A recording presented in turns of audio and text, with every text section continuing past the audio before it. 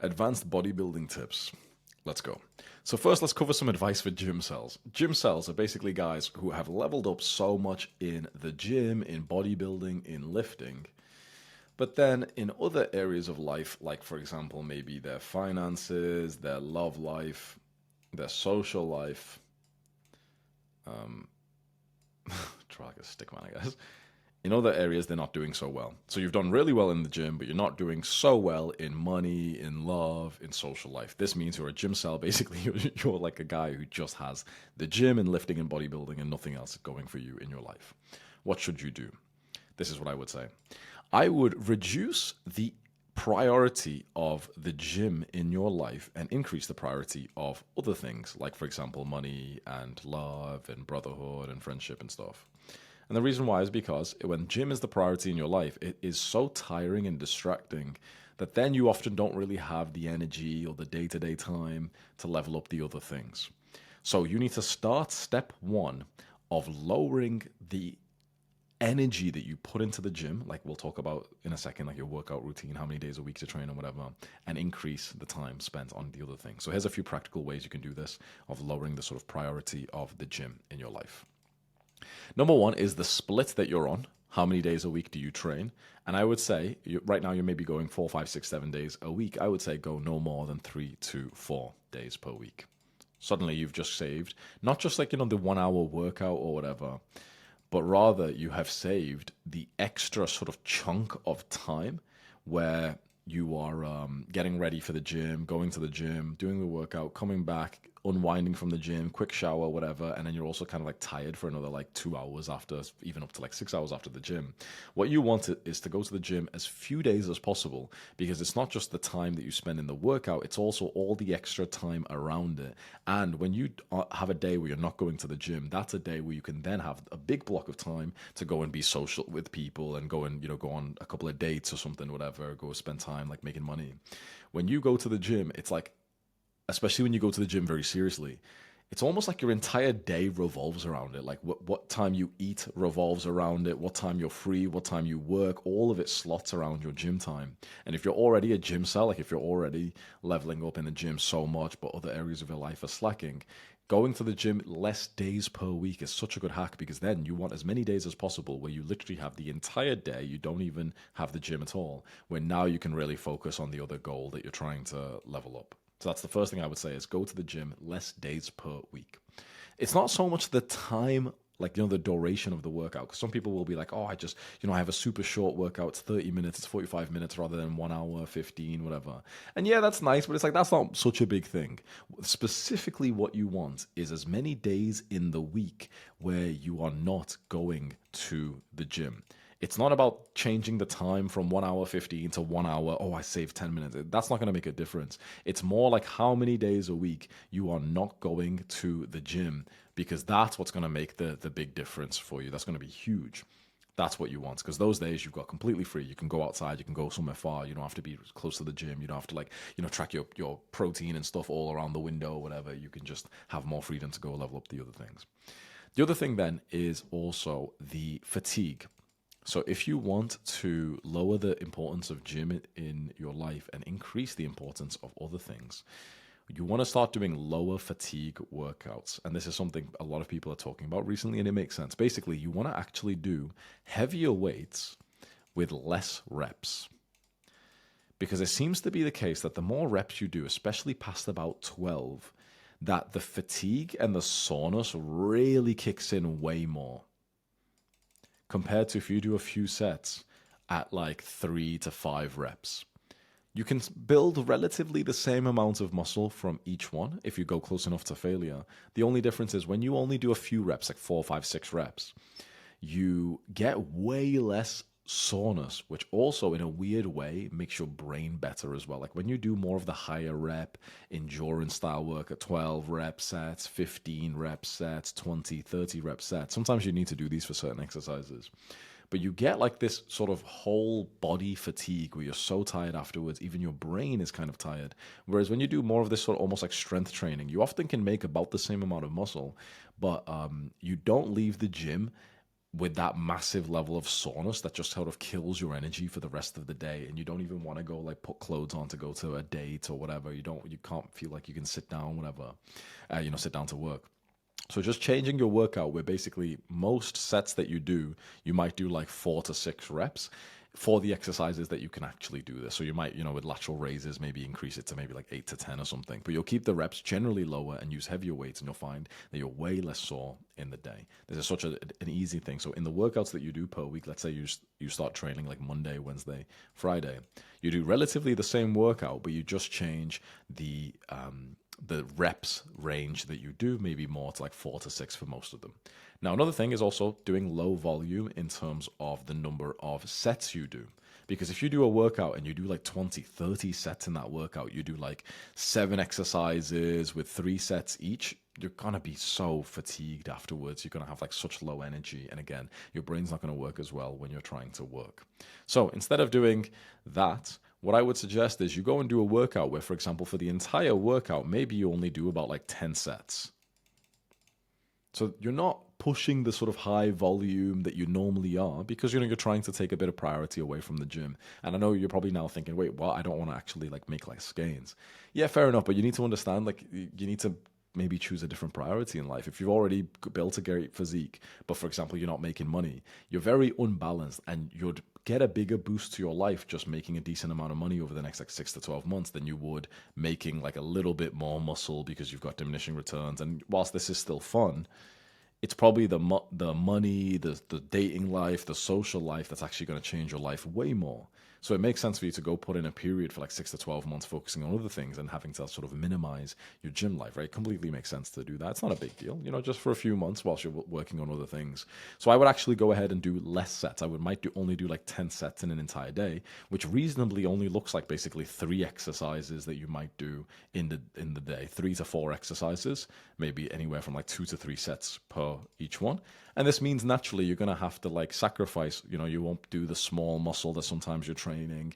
You won't do that extra exercise, whatever. You'll keep some of the biggest bang for your buck exercises, 2 to 3 sets, and you finish within like 45 minutes. And it's a very low in like fatigue workout, where the sets you do are only like 4 to 6 reps as well. And you don't get much soreness from that. But also, since you're only doing like 10 sets in total, you're not getting the crazy fatigue that you normally would from 20, 30 set workouts. So we've just reduced the volume by a ton, but what you'll find is you'll recover better. And in a weird way, honestly, you'll come to the gym, you'll feel better. You'll end up hitting more PRs because now you're way more recovered anyway. And so your weight, like the strength, will go up in the gym, which feels really fun. And you might even notice that your physique often even looks better when you kind of do this kind of style of training, because honestly, most people probably do too much volume for many of the muscle groups, and you're not even kind of recovered for the next few days, and you hit it again, and you're just at this perceptual level of like fatigue. This is probably the smarter way to train, especially even more so if right now you're trying to go through a period of like not being focused on the gym. So if you just do these few changes, you'll find that you're still probably making gains, you're still hitting PRs, the gym still feels fun, but now you just have so much extra energy. Like, you're nowhere near as tired through the day, that now you've got the energy to go and do the other things in life. So this is what I would really recommend. The other thing, big thing, if you're going from like sort of gym cell into, you want to become more of a sort of Chad and live a normal life, whatever, I would just suggest for now, probably don't bulk either, and maybe don't even cut. I would probably, bulking and cutting is full bodybuilder mode, and it's very valuable, but I probably wouldn't do that right now if I wanted to not be in sort of bodybuilder mode anymore. If I wanted to transition from like gym cell to sort of like social Chad Adonis kind of lifestyle, okay, I want to become more of an entrepreneur, I want to get a love life, whatever, I would go to the gym less and all that stuff. But I would also, in terms of my dieting, just skip out the bulk and the cut, because these things are just so fatiguing. You're thinking about it all day. The cut drains your willpower, which basically means that you'll make worse decisions in other areas of life because your willpower gets drained, and then when your willpower gets drained, you have less of it to resist the bad habit in a different area. So if you're draining your willpower, like resisting eating food, then you have less willpower available when you have, for example, something that you need to resist, like, I don't know, lust, or, some shit decision in business or whatever. So you don't want to drain your willpower from the sort of gym life for bulking and cutting, because bulking, okay, you need to be close to food all the time. If you really, you're trying to get 4,000 calories in. Cutting, you feel like the drain of your willpower. I would skip these two and I would just maintain. which for a lot of people is like, for me personally, like I can't remember like the last time I was on like a maintenance phase where I wasn't bulking or cutting. Most people, if you take bodybuilding seriously, you'll just always be on a bulk or a cut. But when you maintain, it's such a low use of willpower, and also you're not constantly stuffed and brain foggy and tired and heavy as you are on a bulk. So it's the best case scenario, because bulks seem fun and you seem like, you can do a social thing because you can, oh, I'm bulking so I can go get food with friends. But if you're actually genuinely bulking, not just using it as an excuse to eat shit food, it's still an active discipline. You're still tracking your calories. You're still having to eat the same kind of meals every day. Like, bulking is not an excuse for like an eating disorder. Bulking is still like a strategic, disciplined meal plan. And if you're bulking or if you're cutting, it's such a detriment to your entrepreneurship, business, work, career, your dating life, your social life. Because if you're doing it properly in a healthy way with clean foods and you're tracking everything, it's not really the best thing for like your social life or your work life, whatever. So I would stop bulking and cutting, and I would literally just do maintenance. I would find how many calories I can eat and maintain. It might be like, let's say for me, maybe like 3,000. And I just choose the few meals that can eat that. So I don't know, I'll have like one meal here, second meal here, 3, 4 here, 3,000 calories, and I would just eat the same meals every day. So it's like so little amount of willpower, decisions, all of that stuff. So easy. Now I can focus on like, going on a date here, being friends with this person here, whatever. That's it. But when you bulk and cut, honestly, it starts to feel like bodybuilding is almost like a full-time job that you have to think about all the time. When you're in a maintenance season, you're very much, still going to be making some muscle here and there, but you're not going to look like crazy different every month, which is fine because that's not the season of life that you want to be in right now. You want to be in the season of life where you actually get away from the sort of gym cell lifestyle. So that was just the first part, which is just for the guys who already have got a great physique and they're actually realizing that they might need to sort of taper down the training and the dieting and the focus on the physique to actually go and get other things in life that they're lacking on. Now, let's talk about actually maximizing some muscle mass for the guys who really just want to make gains. So let's talk about volume. Volume is number of sets. And now we're not talking about minimizing it. We're talking about, okay, how do we make most amount of muscle? This is exactly how I would structure my training program. First of all, imagine this. Imagine you stand in front of the mirror. Your eyes almost always will directly look at maybe the one or the two muscles that you are almost kind of like insecure about. Which one are they? Like, whenever you stand in front of the mirror, especially as a bodybuilder, you will look at what I call the constraint muscles. You will look at the one or two muscles that are kind of too small and they kind of piss you off. Which one are they? You're a bodybuilder if you can completely relate to this. When you stand in front of the mirror, there's like one or two muscles always that your eyes look at. Is it your neck, your forearms, calves? Is it quads? Is it maybe arms, shoulders, whatever it is? That's what the one that, if you see a picture of you, that's your eyes always spot it. What that means is you are struggling to grow that muscle. And the fastest way to grow a muscle that you're currently struggling with is to just do, nice and simple, go and do 20 sets of it per week. Remember before we were talking about it, like minimizing volume to get away from training. Now we're talking about maximizing. So this is for the people who want to make gains. For the constraint muscle, where your eyes gloss over it, every time you see a picture, you kind of look, oh man, yeah, that's small. I need to make that bigger. Go and do 20 sets of that muscle per week, because that's probably what you're missing. If your eyes gloss over, for example, your calves, neck, whatever, you're probably, if you're being honest, you probably do 3 sets per week. It's fucking nothing. Now, the easiest, fastest, most brain dead way, just go and do 20. Literally, don't think about anything else. Don't even have to think about the technique or intensity, whatever. Literally, just go and program in 20 sets for that muscle per week. And within just a few weeks, literally within a month, you will completely have sort of deconstrained it, where then it will actually look normal. And you know what the nicest thing is? Since it's one of the constraint muscles, your physique will literally look all round like it just got to the next level, because that was the thing that was holding you back. You will get this big boost of self-esteem within doing this in just a few weeks, because you will literally look at the reflection in the mirror, and the thing that you felt negative about is just gone, and you instantly have just got to the next level. So that's going to feel amazing. It's like one of those times when you look in the mirror and you feel like, oh my God, my physique looks like it's so sick. You feel that sort of acceleration of the physique. This is how it's going to feel so quickly. Literally just a a few weeks, I promise, and you will literally notice this. For a lot of guys watching this, will be like, wait, what? 20 sets is like so high fatigue, whatever. It's so much volume. You don't need to do that much. The reason why I'm recommending this is specifically because if there is a muscle that your eyes always glance over, and it's like the constraint muscle, it's because that is a muscle that right now you're not currently training with maybe great technique or intensity. And rather than trying to train you to do that, which is a bit of a harder thing, if you like, the easiest, most brain dead approach is just go and keep everything the same, just go do more sets. It's not the most intelligent, optimal, scientific way, whatever, but I'm telling you, it's the way that practically in the real world works. Because most likely the muscle that's small for you, you probably only do like 3 to 9 sets for it per week. If you bump it up to 20 instantly, within a few weeks, you will literally notice it looks significantly bigger. And what will happen is the constraint muscle, the muscle that your eyes glance over, will actually change. And suddenly it will be a completely new muscle that you start to obsess over. Then you can go back to like fairly low volume and start increasing the intensity for this one. You might go back to like 3 to 5 to 10 per week, and you start really focusing on increasing the intensity, and you can learn like, to keep the size and to improve the technique, whatever. And you start doing the 20 sets on the new constraint muscle. So do you see how this works? Let's say if you look at yourself in the mirror and you notice like the last few days or even the last few months, whatever, your eyes constantly glance over at your arms, for example. To make this simple, let's say your calves. Every time you look in the mirror, you realize your calves are just fucking tiny.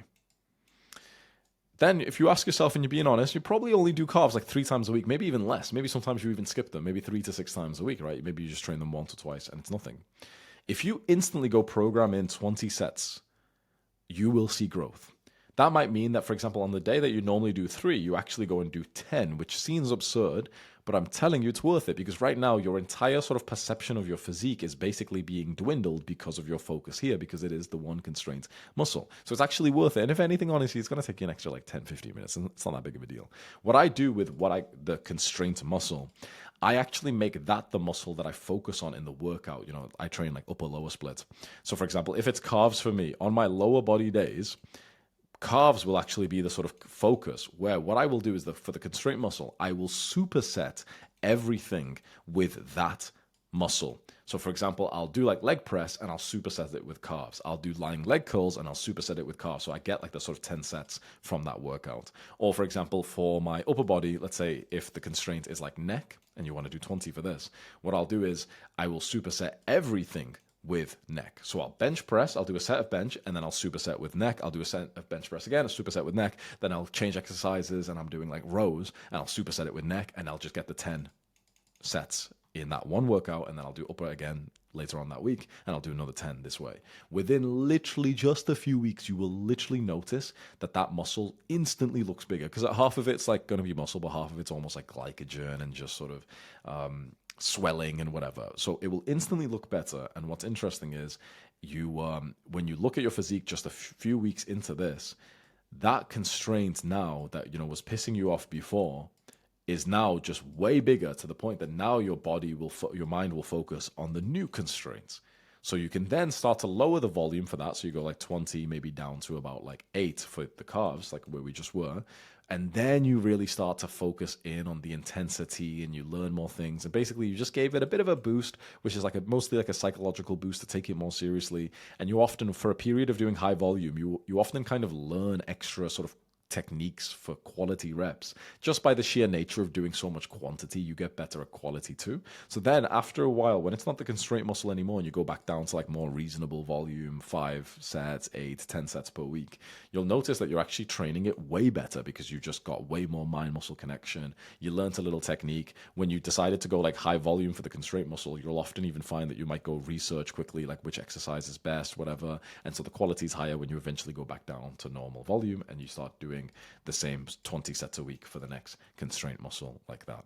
So I would do, in terms of volume, I would do high volume for the constraint muscle, CM, constraint muscle, and I would do fairly low volume but with a very high intensity for basically everything else, all else. So the 1 or 2 constraint muscles that I notice that, like my eyes always kind of look at and I'm kind of annoyed that they're small, I'd do probably 20 sets. And for every other muscle, I'd probably do anywhere, probably less than like 10 per week. That's how I would structure my training. And the lower volume that I do in a muscle, I would do higher intensity, which means I will push it closer to the point that it fucking kills, and then you push it closer to, the grunting of pure failure when you literally cannot move the weight. And for example, you need a spotter because the bar is stuck on your chest and you need him to help you push it up. The less sets I'm going to do, the more you have to go with intensity. Sustainability versus optimization. So especially if you've been into bodybuilding for a few years, you're probably starting to lean more into optimizing, which is like watching all these videos online where people tell you like, oh, this study found that this style of training is better than this one. No, but this study found that this style of training is better than this one. Wait, this study found that that style of training shit and this one's better. Like, bro, everyone's disagreeing with each other. And acting like the study is what counts is just fucking gay. It's not how it works at all. You can try and be as optimized as possible by following all of like the scientific studies and whatever. Or you can just try and be as sustainable as possible, basically like think about it for a very long-term perspective. Like, okay, what are you going to do for like 50 years? What's going to be sustainable? What's going to be basically fun for that long? This guy, more times than not, makes more muscle than this guy, even though this guy's more optimized and he's aligning to more gains. The guy who actually just enjoys himself ends up making more gains than the guy who's optimized. Not all the time. There's sometimes with the guy who enjoys himself just trains like a fucking retard and he trains stupid, and the guy who's optimized, does well. But more often than not, the jacked guy in the gym, the one who has like a fucking sick physique, more often than not, they usually train like fucking happy little retards. Like if you go up to the jacked sexy, like the jacked Chad in your physique, in your gym, and you ask him like, oh hey, like what's your workout split? He'll be like, split? What do you mean? And you say, what are you training today? And he goes, oh, well, today I'll probably just do like some legs and maybe some biceps. He just thought of that on the spot. What's interesting is because he's just using his intuition. Because the Jack Chad, just by using his intuition, his sort of creative energy, his body's telling him like, oh yeah, like today your legs and your biceps are recovered. He doesn't follow the specific fucking autistic best workout routine ever, whatever. He literally is just like a little retard, and he's just going to go train what his body's telling him to train. And because he's optimizing for like fun, he ends up being way more consistent than all the little nerds who are optimizing for maximum gains, but then it's less fun for them, and then they end up basically just quitting and going back to video games, whatever. It's better to be the retard who's literally just having fun, like retard maxing. It's better to be the retard who's just having fun rather than the nerd who's not having fun, who's trying to be so optimal, creating the most like weird, uncomfortable exercises, but technically they're better for the joint muscle or some shit like that, and then you end up just fucking quitting. Way better to just be the retard. What you'll find after like a year or even like multiple years or decades in bodybuilding is what really matters is like, okay, you started years ago and you just really haven't quit.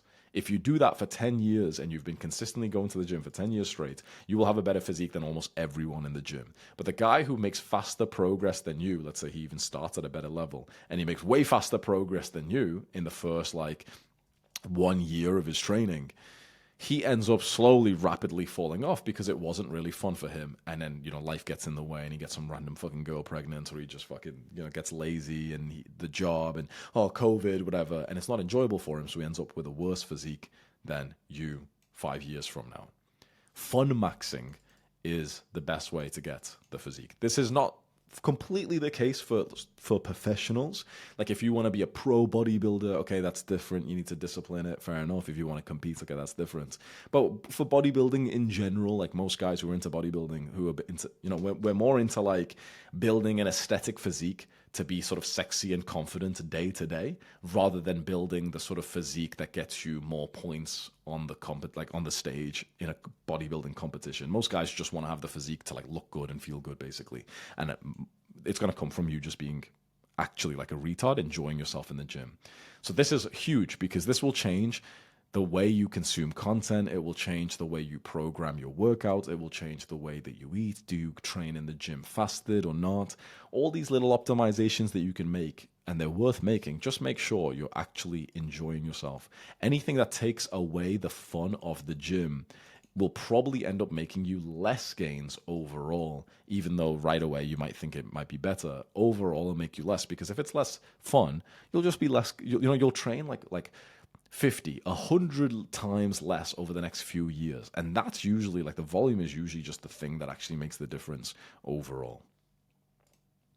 Here's the 3 crucial meals. If you're already into bodybuilding, you will know this already, but quite a few guys don't know this. So there's the 3 crucial meals in terms of dieting of when to eat for your workouts. And they are the pre-workout meal, the intra-workout meal, and the post-workout meal.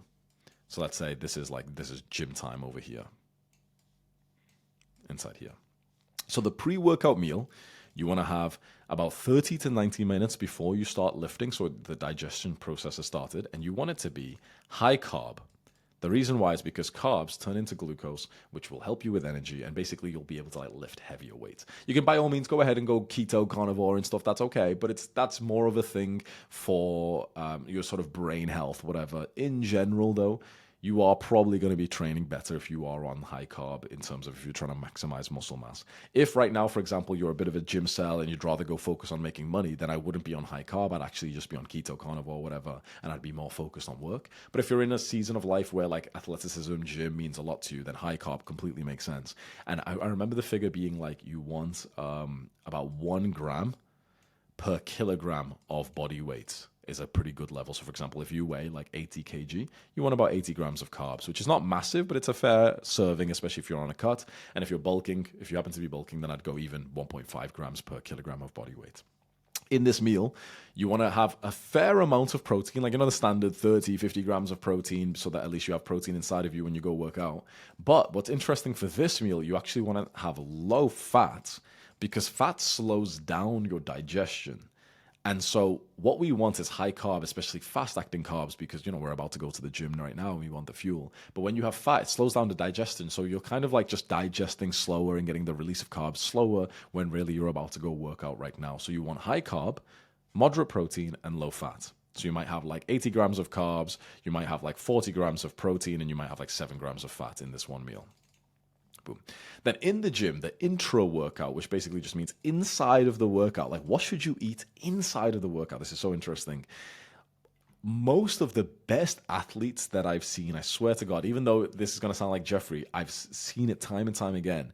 They have sugar, some form of sugar inside of the workout. They'll have carbs inside of the workout, whether it's a sugary sort of sports drink or some of them, I've time and time again seen some of the strongest people in weightlifting in my life always have a bag of sweeties, literally sweeties, fucking gummies and whatever. I probably wouldn't recommend that because, there's probably cancer and fucking food coloring and weird shit in there. But I've seen it time and time again, and there's a reason why. Is because when you have sugar, fast-acting carbs, it will quickly spike the glucose whilst you're currently working out. So that actually, scientifically, it makes sense. I would just say avoid the sweeties because you'll get cancer and weird tumors and shit after fucking decades of doing this. In fact, what I would say is the 2 best things that you could have if you really want to start leaning into this, because it's a bit of fun, you get to have some sugar in the middle of your workout. I would have honey, which might feel a bit uncomfortable, but if you bring it in a bag with a teaspoon, just 2-3 teaspoons in the middle of your workout, or if you can, I don't know, get a squeezy bottle like this, or that can work because honey is a very natural source of energy, especially if you get a high quality one and it's not got some weird fucking seed oil thing in there or something. And I'd also just consider just fruit juice, because juice liquids digest faster as well. So just a bottle of 100% orange juice, there's no bullshit in there, just that. Orange juice is a very good option as well. In a lot of gyms around the world, you can usually get some kind of fruit juice, electrolyte drink, whatever, so you could just get one of them as well, and that will give you 20, 30, 40 grams of carbs inside the workout, and you might notice you'll have a bit of a boost in energy. If you do this over an entire year, even an entire decade, there will be fairly significant changes because of the extra sort of glucose spike in here. And then post-workout is basically exactly the same as the pre-workout, where you want high carbs, you want moderate protein, and you want basically low fat. So you might have, again, about 80 grams of carbs, you might have some 40 grams of protein, you might have 10 grams of fat. The meal that I'd have pre and post workout, nice and easy, just have meat and rice. Lean meat, like chicken breast, some steak cuts that don't have so high fat, and then a bunch of rice, and it's high carb, it's moderate protein, it's fairly low fat. I'd have that meal before the gym. I have the meal after the gym. I literally have steak and rice before the gym, steak and rice after the gym, and a fruit juice kind of thing inside the gym most days. And that's it. Then after this last meal, the post-workout meal, then you can have more of the fats. That's when it's really nice to have some eggs, some real fatty steak, and it's great for testosterone, great for cholesterol, whatever. But that's later on. around the workout, this is what's going to make you perform the best. Like I said, you can still consider like keto and carnivore and stuff. Those things are still great for sort of getting rid of brain fog when you're in more of a work season. But in terms of like athleticism, you are generally going to notice when you have carbs, your performance is actually going to go up. I remember seeing the study that a 3 hour delay in intaking carbs actually reduced the performance of tomorrow's workout. So they got two groups of participants. They both go hit a high intensity workout. One of them gets I remember it was a big amount. I think it was about 180 grams of carbs right away, like within 3 hours. And the others had the same amount of carbs, but after 3 hours, within 24 hours. So the carb amount in the day was actually matched. What they found was the people who got the carbs around the workout and inside the workout within a small, fairly short window, their next day performance was actually higher than these people here. So this is just interesting, right? So carbs actually boost your recovery fairly significantly, especially when it is close to your workout. This is why pre-workout meal, great amount of carbs, intra-workout sort of sugars, post-workout meal, great amount of carbs.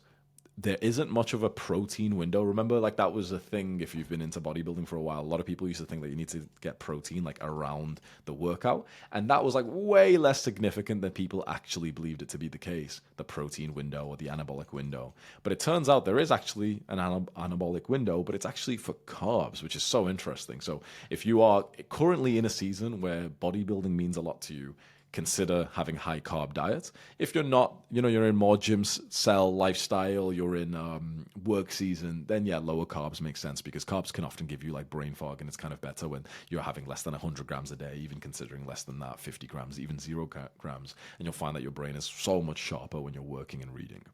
Other than that, one of the top links in the description is my advanced self-improvement course, which has got like some of the best advice I've ever put together for more of the advanced guys. So if you're like older than 25, you're making good money, maybe you've got a girlfriend, you've already got like a fairly decent physique, you've already got like a business, this is the one course I've made for more advanced older guys. And inside of it, there's actually like a 3.5 hour module on physique where we cover these kinds of advanced lessons, but in so much more detail. And then there's a bunch of other modules in there that you might be interested in. So top link in the description if you want that.